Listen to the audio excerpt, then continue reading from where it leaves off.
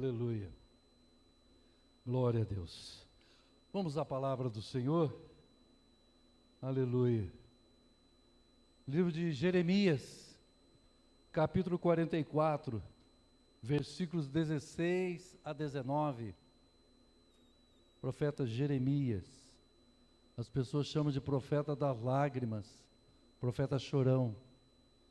Quando você lê o livro de Lamentações, é um livro que Jeremias, ele chora pelo povo, ele lamenta pelo povo, porque ele vê o povo afundado na idolatria, o povo na irreverência da palavra de Deus, o povo contrário às promessas do Senhor.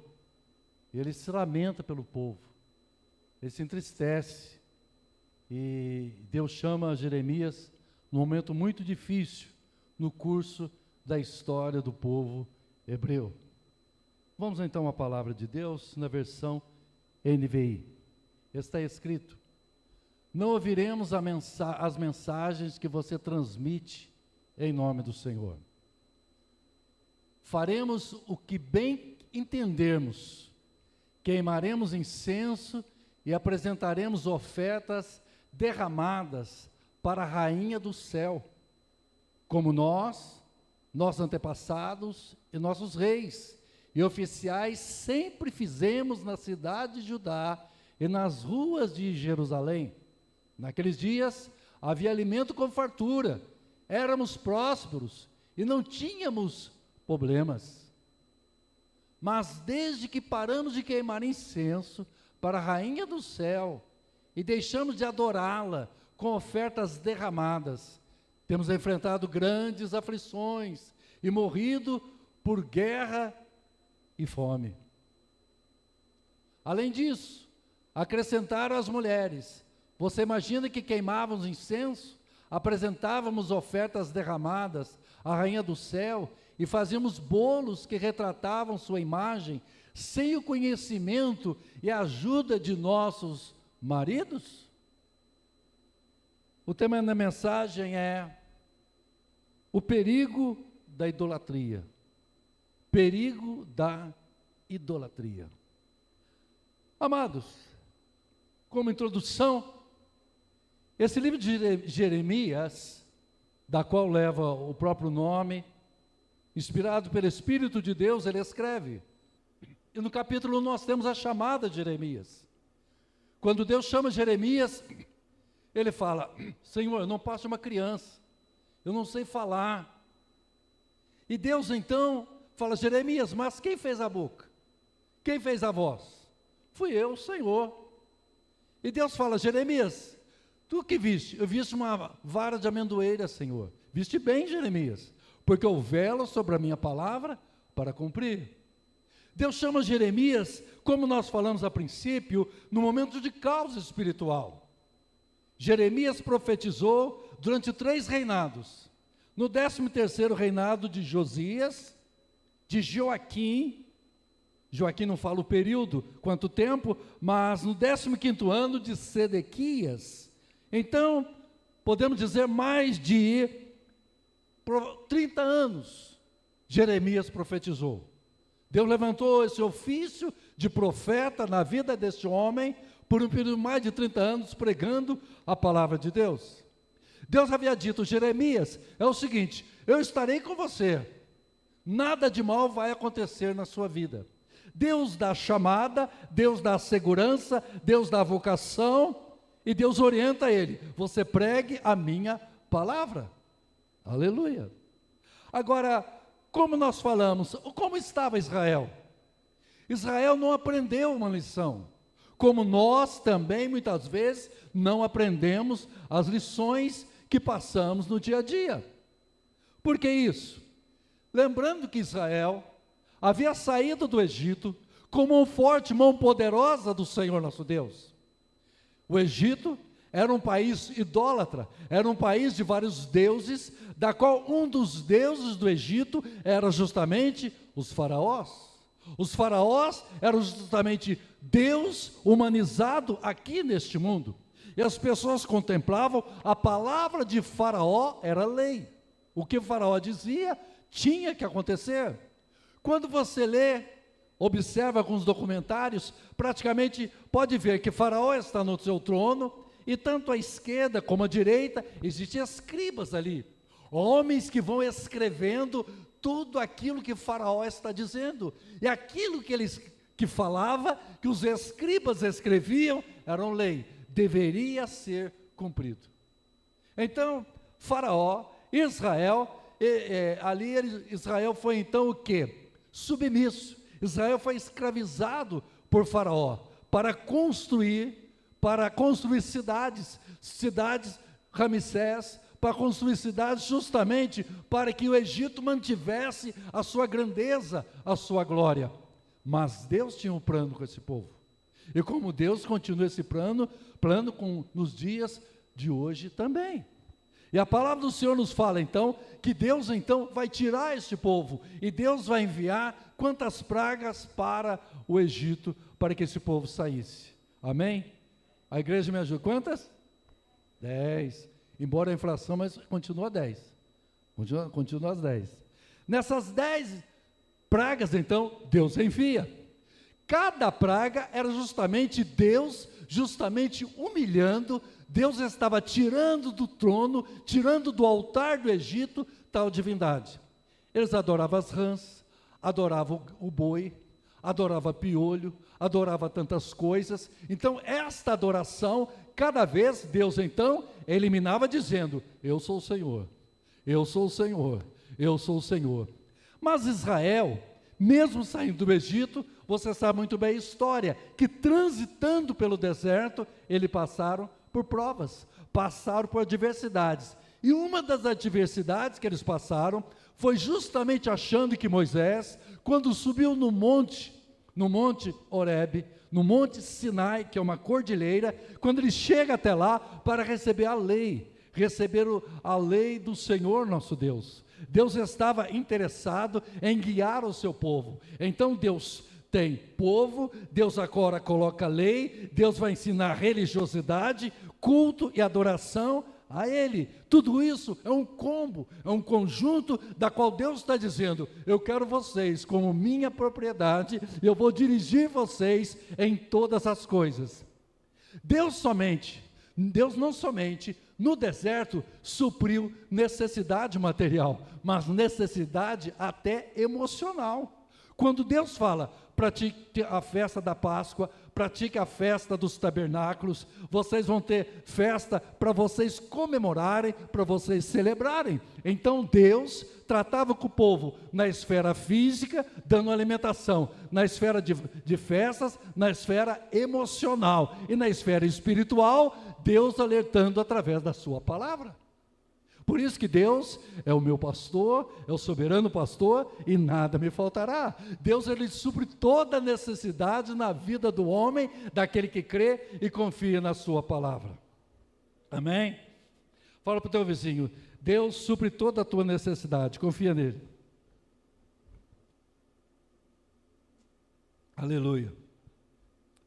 Agora o povo achou que Moisés estava demorando, né? Sei que Moisés está... Eu aprendo uma coisa, irmão, ansiedade é coisa antiga. Ansiedade é coisa antiga. Só Ancitec que não é antigo.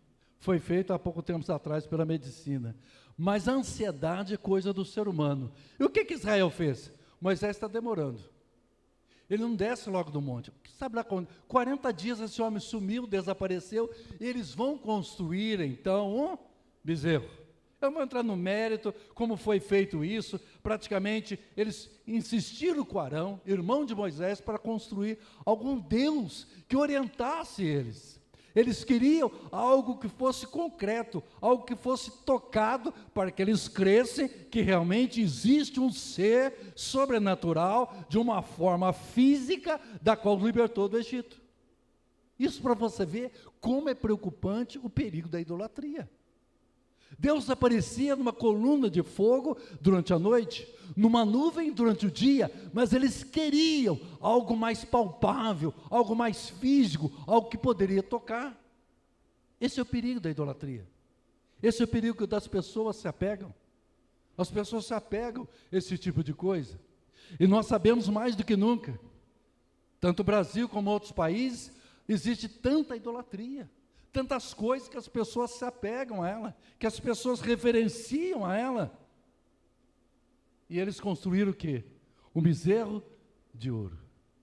E quando Moisés, ele vai descendo do monte Sinai, já com as tábuas da lei, diz a palavra do Senhor, que Moisés falou assim, ô Josué, que estava próximo dele, estou ouvindo alarido no arraial, no acampamento. Será que é festa? Não, não é festa não. Tem coisa atrapalhada lá. O povo estava numa orgia, o povo estava no pecado, o povo estava já distanciando do Senhor nosso Deus. O que muitas pessoas não entendem, que é justamente o oposto. A idolatria, não é que através da idolatria você se aproxima do Deus Todo-Poderoso, não. Através da idolatria, você se afasta da presença de Deus. Porque na idolatria, você não exerce a fé. Porque a fé é crer para um dia ver. Aleluia. Glória a Deus. Eu não sei você, mas eu vivi num lar infelizmente, de muitas imagens de escultura, de muita idolatria. Na casa da minha avó, na casa da minha mãe, a gente tinha um oratório no canto da parede, que colocava assim, bem no cantinho. Então você colocava ali, ia colocando os santinhos lá, numa casinha. Cada vez você pensava, descobria um santo e enfiando lá dentro. Descobria outro e enfiando lá dentro. Aí alguns ficavam até para o lado de fora, porque não cabia mais. Você imagina, sexta-feira, 4 horas da tarde na Praça da Sé, era daquele jeito, tudo lotado ali. Mas era uma coisa superficial, era uma coisa mecânica, era uma coisa automática. E dentro da nossa casa, na nossa família, tinha, sabe o quê? Problemas com alcoolismo, problemas com adultério, problema sério de briga e confusão na família, mas a casinha estava cheia. Aí eu pergunto para a igreja, o que é isso aí? É o perigo da idolatria. A idolatria dá o afastamento do homem da presença de Deus. Israel não entendeu isso. E infelizmente, o povo veio a pecar, o povo veio a cair na graça do Senhor, da graça do Senhor. Amém. Passar por um período, Deus foi suportando. Uma coisa eu aprendo com Deus, irmãos. Deus é muito paciente. Diga, Deus, Ele é muito paciente. Fala para o teu vizinho, você sabe quem tem paciência com você? Deus é muito paciente. Tem hora que eu oro para Deus, sabe? Eu falei, Senhor, não perde a paciência comigo não, por favor. Continua sendo paciente, que eu não sou fácil não. Deus leva o povo, entra na terra de Canaã, conquista sob as ordens e o comando de Josué. Josué, praticamente, ele, podemos assim dizer, é um porta-voz de Moisés, transfere para o povo as ordenanças do Senhor, fala das maravilhas que é servir ao Senhor nosso Deus. Josué era testemunha ocular do fato que aconteceu lá no deserto, da idolatria do bezerro de ouro. Então ele era testemunha, olha gente, aconteceu isso, eu estive lá justamente com Caleb, geração que sobreviveu do deserto, olha, não pode somente cultuar ao Senhor. O povo passa por um período, 1 ano, 2 anos, 3 anos, daqui a pouco o que acontece com Israel na terra de Canaã? Entra pela idolatria, entra pelo pecado.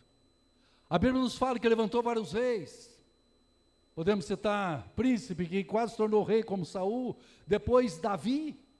Davi de fato, ele foi um rei que abominou a idolatria, porque para ele, o Senhor era o seu Deus para todo sempre. Davi era um homem segundo o coração de Deus, era um homem voltado à adoração ao Senhor. Davi, quando ele vai transportar a Arca da Aliança, que ele vai adentrar na cidade de Jerusalém, diz que Davi, ele se despe da sua veste de reinado de rei, da sua glória de rei, tira a sua coroa e coloca simplesmente uma roupa de linho fino, uma coisa simples, ele vai saltando na presença do Senhor nosso Deus. Aleluia. Quiseram que o nosso país, quiseram que o Brasil tivesse um líder político, aleluia, voltado a se despir de glória, de honra e buscar somente a presença do Senhor nosso Deus. Por isso que a Bíblia diz: bem-aventurada a nação cujo Deus é o Senhor. Aleluia. Mas infelizmente não, Senhor. Dia 12 de outubro, que era das crianças, se tornou outro dia também. Dia 31 de outubro, que é o dia do protestantismo, se tornou Halloween. Então você vê variações que infelizmente o nosso Brasil, ele é colocado. Nosso Brasil é muito místico. As pessoas aprendem desde crianças coisas absurdas. Cuidado. Se você numa sexta-feira encontrar um gato preto, está ralado. Não passa debaixo de escada. Se quebrar o espelho, 7 anos de azar. Por isso que tem gente que quebra o espelho, nem fala que quebrou. Compra outro logo, deixa quieto. Assim é. Vivemos dessa forma. Quando eu era criança, me ensinaram o seguinte: quando você vê um urubu em cima da tua casa, um só, cuidado, vai morrer alguém da família. Eu era criança, eu tinha um estilingue. Então, quando eu via urubu em cima da casa, eu já tocava ele: sai daí, porque diz que morre alguém na família. Agora eu pergunto: o que tem que ver urubu com a funerária, com o cemitério? Nada. Urubu não dá atestado de óbito. Mas isto é justamente um ensinamento, aprendizado que passou para nós. Coisas que acontecem, coisas que surgem. Israel foi acometido disso. Quando eles entraram em Canaã, eles começaram a deixar de servir ao Senhor. Esse texto da qual nós lemos aqui, vocês pararam para pensar? Que eles falaram: não, quando a gente servia a rainha dos céus, a essa deusa, tudo era bem para nós, estava tudo bem, tudo tranquilo, havia prosperidade. Mas desde que deixamos queimar incenso e adorá-la. O que é queimar incenso na Bíblia? Queimar incenso. Alguém já foi no shopping, passou em frente a uma loja que tem incenso queimando? Alguém já foi? Vê isso aí? Eu não posso, porque aquela me dá até alergia. Tem uma loja do shopping aqui, eu não vou falar onde, que é chato, mas eu passo lá, aí aquele cheiro de incenso, aí eu olho assim, aquelas coisas, aí você olha assim, elefante com cara de mulher, corpo de homem, não sei o quê, uma confusão desgraçada aquela lá. Então, aí meu Deus do céu, aquele cheiro de incenso, e eles queimavam incenso. Agora, você sabia que o crente queima incenso? Quem queima incenso aqui?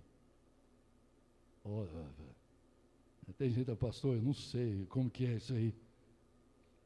A Bíblia fala que quando queima incenso, é oração. Quando você ora, você está queimando o teu incenso para o Senhor, nosso Deus. Aleluia, pode ficar tranquilo, tá, meu? Aleluia. Agora, tem gente que coloca incenso, que é mais para matar pernilongo, é terrível isso. Mas a Bíblia nos fala então, amados, que eles falaram: deixamos de queimar incenso e adorá-lo. Olha, nós fazemos bolos com consentimento dos nossos maridos. Então a culinária daquela época, o programa da Ana Maria Braga daquela época, é justamente queimar incenso, que é adoração, fazer bolo para a rainha dos céus. E o povo estava agora indignado: não, como pode, Jeremias? O que você está falando, não vamos obedecer. 30 anos ele falou, e o povo com coração duro. Eu aprendo uma lição aqui, meus amados, e eu quero que você guarde muito bem isso. A idolatria endurece o coração e cauteriza a mente. Vou repetir. A idolatria endurece o coração e cauteriza a mente. Cauteriza a mente. A pessoa, vai falar, não, olha, pode falar do que quiser, menos disso. Não fala sobre isso. E hoje praticamente as igrejas, quase que a gente não fala. E a gente tem que falar, que é pecado. Aí um dia uma pessoa me procurou: não, isso não é idolatria, isso é uma imagem, é uma representação. Mas você vai se prostrar diante da imagem, você vai se prostrar diante daquilo, é pecado. Você está, a idolatria o que é? de uma forma mais sintetizada, você substituir a presença de Deus por aquilo. Não pode, de jeito nenhum. O louvor foi entoado aqui, glória a Deus, Ele é digno de tudo. Irmãos, nós temos essa cruz aqui, aleluia, a cruz, mas a cruz, ela está vazia, aleluia.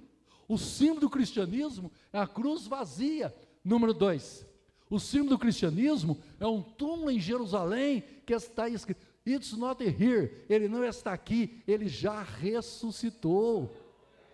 E o terceiro, esperança e fé e confiança da igreja, sabe qual é? Que existe um trono à direita de Deus Pai, da qual está Jesus Cristo, vivo e vivo para todo sempre, e tem as marcas dos cravos nas mãos, por amor a mim, por amor a você. Bendito seja esses sinais maravilhosos para a igreja seguir e confiar. Está a cruz, mas está vazia. Eu não vou idolatrar a cruz. Você sabe que tem alguns cristãos que muitas vezes, quando vão a Israel, apelam um pouco. A pessoa traz água do Mar Morto, traz água do Mar da Galileia, né? Traz galinho de oliveira, do Monte das Oliveiras, do Getsemane, e a pessoa traz. Ela traz aquilo como sentido. Olha, está vendo isso aqui? O que é? Essa aqui é a água do Rio Jordão. Irmãos, o Rio Jordão é sujo. A água do Rio Jordão não cura. Não foi as águas do Jordão que curaram Naamã da sua lepra, foi o poder de Deus que criou o Rio Jordão.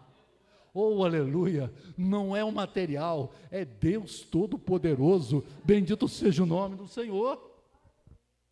Eu não sei se você viu, olha o perigo muitas vezes que algumas igrejas até concorrem.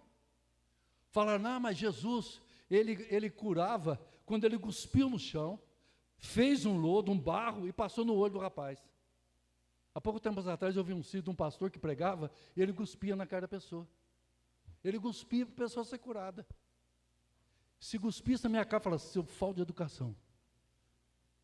Não, irmãos, não é dessa forma. Aleluia, bendito seja o Senhor.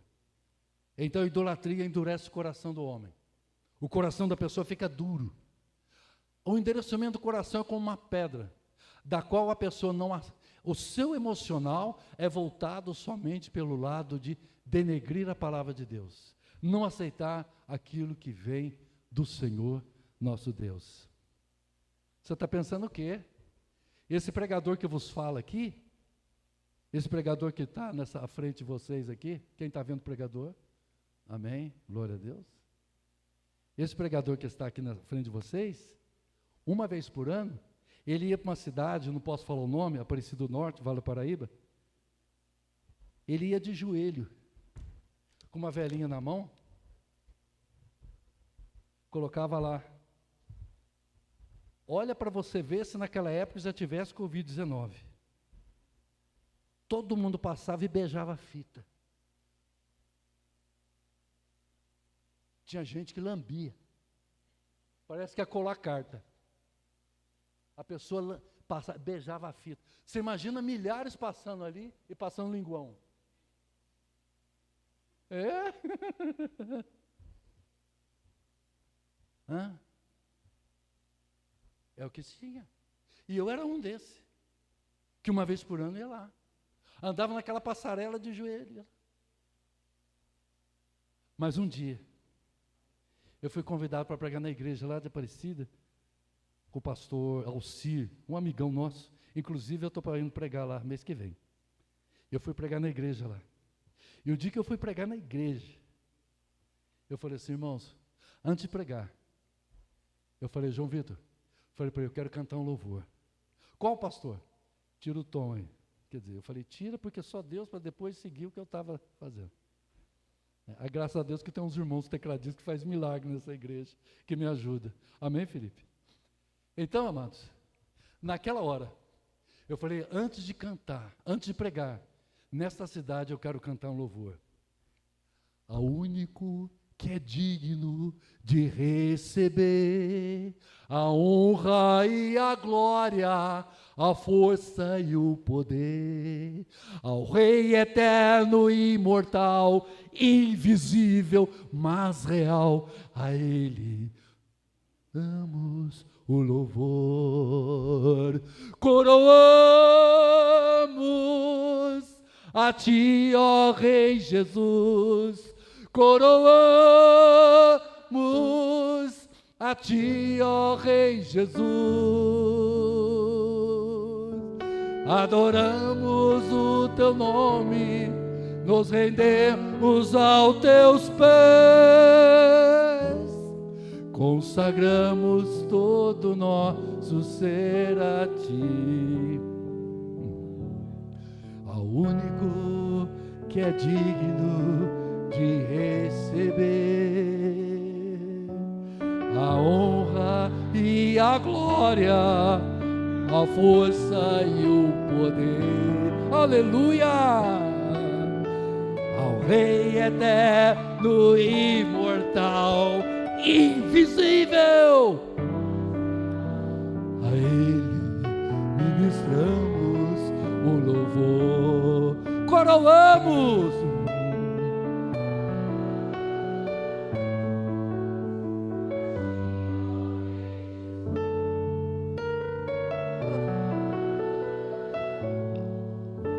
a Ti, ó Rei Jesus.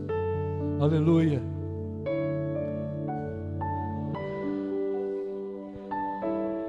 Nos rendemos, consagramos todo o nosso ser a Ti. Amém. Amém. Obrigado, queridão. Aleluia. Eu cantei aquele louvor, e para mim foi um marco muito grande na minha vida, diante de um lar tão oprimido que eu vivia, diante de um lar tão complicado, mas Jesus estendeu a sua mão, sobre mim. E por isso que eu digo, irmãos, a idolatria endurece o coração, cauteriza a mente. O que é cauterizar a mente? A mente fica fechada, cauterizada. A pessoa não consegue evidenciar, a pessoa não consegue enxergar o abismo da qual ela está. E hoje, mais do que nunca, quanto mais se aproximar a volta de Jesus, a idolatria vai proliferar mais ainda, pastor Mateus. Vai alcançar mais e mais coisas. Mas que Deus nos guarde, que Deus tenha misericórdia, que possamos prosseguir na fé. Aleluia. Glória a Deus. Infelizmente, Israel continuou no pecado da idolatria no tempo de Joaquim, e depois no terceiro mandato que veio Zedequias. Zedequias ficou 15 anos no trono de Israel. Zedequias era tão idólatra, tão imoral espiritualmente, que cometia atrocidades. Israel passou por uma perda muito grande de fome, de guerra, de peste, em que mulheres, mães, cozinhavam seus próprios filhos para se matar à fome. Se vendia esterco de pomba por valores exorbitantes, pelo que vivia Israel. Usava-se estrumes de animais e até de seres humanos para cozer comida. Para você ver até que ponto a idolatria leva o homem, leva a nação de Israel. Zedequias afrontou Jeremias. Zedequias, ele tentou fugir do cativeiro babilônico, mas quando foi alcançado, diz a Bíblia que mataram os filhos de Zedequias na frente dele, para ele ver os filhos sendo mortos, e depois vazaram seus olhos, furaram seus 2 olhos. Por isso que eu digo, pastor, e como está o mundo hoje? Deus um dia vai requerer do mundo, vai requerer do Brasil, o perigo da idolatria. Deus vai requerer, Deus vai cobrar, Deus vai cobrar. Mas as pessoas não entendem isso. A idolatria não é só uma imagem. A idolatria pode ser o dinheiro. A idolatria pode ser meu carro. A idolatria pode ser meu trabalho. A idolatria pode ser a minha família. Tudo aquilo que ocupa o espaço de prioridade na frente de Deus se torna um ídolo. Quando João escreve na sua primeira carta, capítulo 5, versículo 21, ele diz: filhinhos, guardai-vos dos ídolos. Você já viu que time de futebol, meu ídolo é tal jogador. Maradona se tornou um ídolo na Argentina. Existe uma estatueta dele, é uma divindade. O camarada é baixinho, fez gol com a mão. Se tivesse VAR naquela época, não era gol. Pena que não tinha. Você viu? Ele fez gol com a mão. Que pena que não tinha VAR naquela época. Então, se você vê, mas se torna um ídolo. As pessoas hoje, elas buscam prazeres, esses prazeres tornaram ídolos na vida dela. Ídolos. Irmão, eu não sou contra o lazer, não sou contra você se divertir, mas o perigo da diversão, o lazer, ser primeiro lugar na vida do ser humano, não pode. O primeiro tem que ser Deus. E Deus não aceita ser substituído por nada. Ou você serve a Deus, ou você não serve. A igreja brasileira, a igreja no mundo, ela tem que ser, primeiro é Deus e é Jesus Cristo, nosso Senhor e Salvador. Bendito seja o Senhor. O diabo negocia, mas Deus não negocia com o homem. Deus não abre mão da sua glória. Bendito seja o nome do Senhor. Esses dias eu comentei na igreja aqui, né, que tem um repórter, ele comenta o seguinte, que lá da liga lá da Europa, ele falou assim, agora vão entrar no templo. Eu falei, pronto, agora vai ter uma igreja aqui, né? Sabe o que é? O estádio agora é chamado de templo. Eles chamam de templo, porque o jogador é o ídolo, e o estádio é o templo. Isso para você ver como o fanatismo, como as pessoas vão buscando, qual é a intenção? Você substituir a presença de Deus no coração das pessoas. As pessoas têm mais prazer nas coisas deste mundo que os prazeres nas coisas de Deus. Deus abençoe porque você veio no culto nessa noite aqui. Amém? Fala para a pessoa, você é abençoado, estava chovendo, frio, né? Natanael, você viu que estação nós estamos? Nós estamos no inverno. E vamos ficar até inverno de novo. Verdade? Inverno. O que acontece, irmãos? As pessoas, elas deixam de buscar a Deus em primeiro lugar. Há pouco tempo atrás, eu estava assistindo um futebol, e eu fiquei admirado. Estava um pai com a esposa, casal, um bebezinho de colo, na garoa, assistindo no estádio de futebol. No estádio, a criancinha lá, no estádio, aquela chuvinha lá, e ele estava lá com a camisa do time.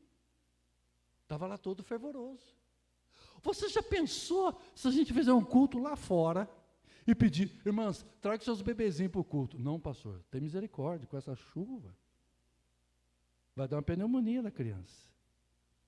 Aí você vai dizer, será que a criança dessa fica doente? Não fica. Não fica. Mas se você buscar a Deus, você encontra dificuldade. Aí, o que a mídia fala? O que a sociedade fala? Os pastores são fanáticos.